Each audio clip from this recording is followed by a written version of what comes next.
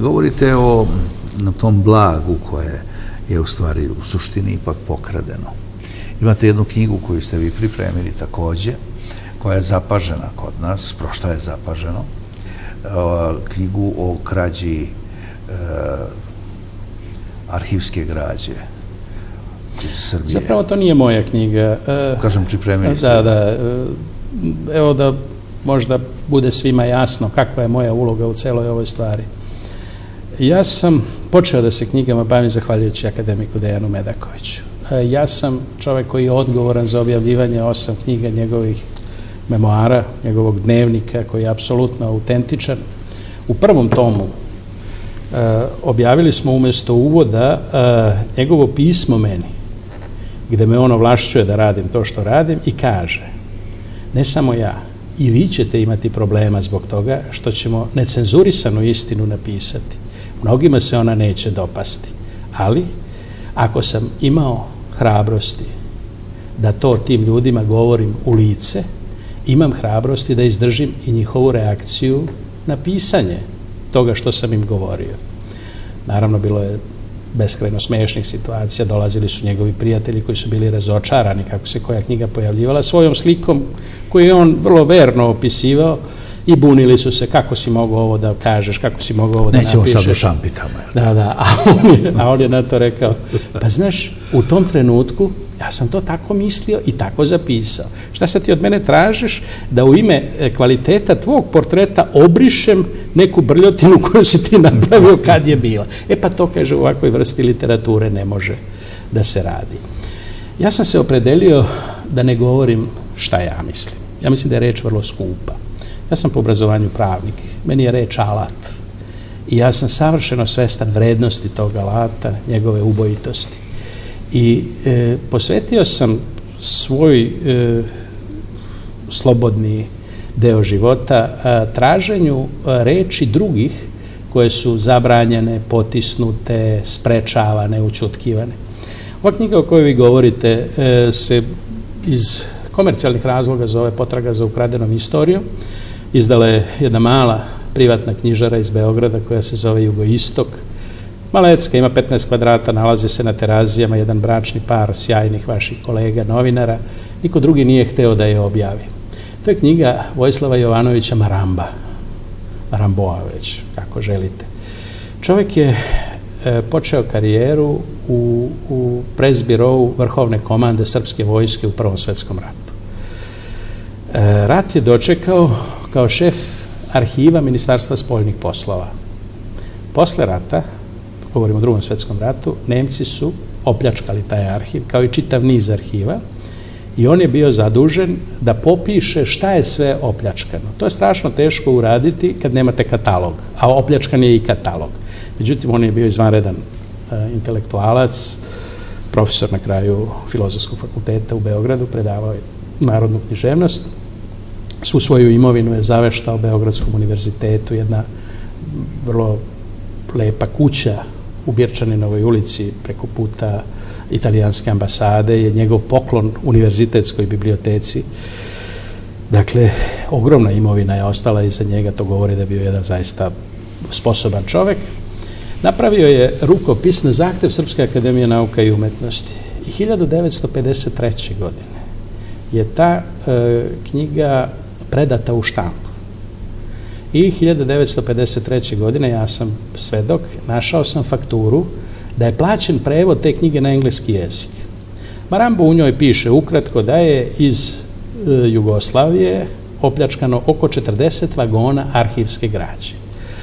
Vraćeno je do 80. neke godine ukupno 5 vagona, oko 5 vagona. Znači, 35 vagona naše građe još uvek čami negde po svetu opljačkano. Nemci su govorili da je to uništeno, mi imamo potpuno pouzdane dokaze da nije uništeno, jer se u određenim prilikama pojavi po neki od tih dokumenata. Restituciona komisija nije uspela da vrati. Bog zna šta, kaže, vraćeno je praktično 10%. Ali šta je Marambo uradio? U detalje je opisao koje su to arhive. 16 arhiva je opljačkano. Ministarstva rata, Ministarstva unutrašnjih dela, Ministarstva spoljnih poslova, Dvorska arhiva, arhiva specijalne policije. I sad, nedavno je bila rasprava oko ovog Poćorekovog pisma, da li to jeste autentično pismo ili nije. On u toj knjizi koju sam ja objavio, ima cijeli jedan pasus posvećen tom pismu, gde Poćorek piše direktoru Berlinskog arhiva: izvanredan smo plen našli, radi se o pljački za vreme Prvog svjetskog rata, kaže, i tu ima ove dokumentacije, a direktor biblioteke arhiva berlinskog kaže: savršeno, kaže, na taj način ćemo anestezirati Srbe, oni neće znati uopšte o čemu se radi. Opljačkani original. Ostao je prepis dokumenta i vi vidite da danas neki mladi istoričari koji ne znaju dovoljno prilike, a nisu imali gde ni da pročitaju, da budemo pošteni, ne treba biti prestrog prema njima, tvrdi da je to nevažno. Pa ako je to bilo važno Poćoreku i bilo važno direktoru Berlinskog arhiva, moralo bi da bude važno i srpskim istoričarima. Nažalost, oni za sve ovo uglavnom ne znaju. Ta je knjiga imala veoma zanimljivu sudbinu. 53. se prevodi na engleski i prestaje da se o njoj govori. A nije objavljena? Nije objavljena, gubio je se svaki trag. 1968. Marambo umire i rukopis ostaje u potpuno nejasnom statusu i blage uspomene akademik Mladen Leskovac, u tom trenutku predsjednik Matice Srpske, čovek visoke nacionalne svesti, zaslužuje da se ustane kad se pomene njegovo ime, shvata da će taj rukopis imati tragičnu sudbinu i on pribegava jednom ezopovskom triku. U zborniku za jezik i književnost Matice Srpske, koji ima 300 primjeraka, objavljuje taj rukopis u 5 nastavaka kroz 3 godine. Dakle, pošto je velika pauza između brojeva, više niko ne zna u kakvoj je to vezi, a čitaoci, ili prirodni čitaoci tog zbornika su ljudi lingvisti koji veze nemaju sa istorijom. On na taj način spasava rukopis. Umire i akademik Leskovac i to ostaje u tom zborniku sahranjeno, dakle, u dosta sirovom stanju.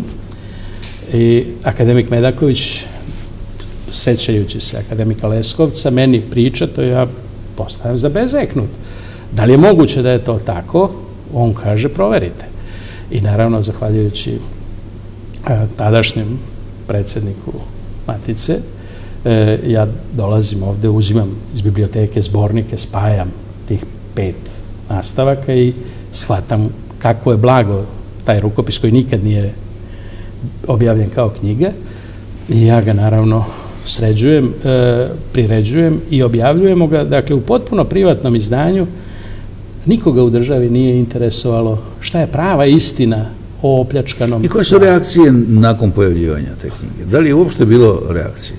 Vidite, u skladu sa predgovorom ove knjige, ona je veličanstveno prećutana. Častan izuzetak su Večernje novosti, gde ima nekoliko mladih i pametnih ljudi u redakciji Kulture, koji su prepoznali potencijal te knjige i oni su objavili glavni prikaz i usledilo je nešto što se prema njihovim rečima ranije nije događalo. Dakle, na sajtu Večernjih novosti redakcija Kulture uglavnom nije imala komentare. Kad je ta knjiga objavljena, počela je da se vodi polemika. Znači, na različitim servisima interneta i... Jedno, 2 ili 3 moje emisije pričali smo o tome, ali to je televizija i televizija je nešto što... Govorili smo, vi i ja, naravno, naše prijateljstvo i počiva na razumevanju takvih tema koje su relativno važne za naš nacion, a koje su zvanični izvori prećutali. Bilo je tu ljudi koji su pomagali, treba pošteno reći, i od BN televizije u Bijeljini do televizije u Kraljevu, ali su to sve bile aktivnosti jednog malog broja ljudi posvećenih u tajne zanata. Neke prave društvene podrške nije bilo. Ja sam do sad objavio jedno 20 knjige, moram da vam kažem da sam samo za jednu dobio honorar.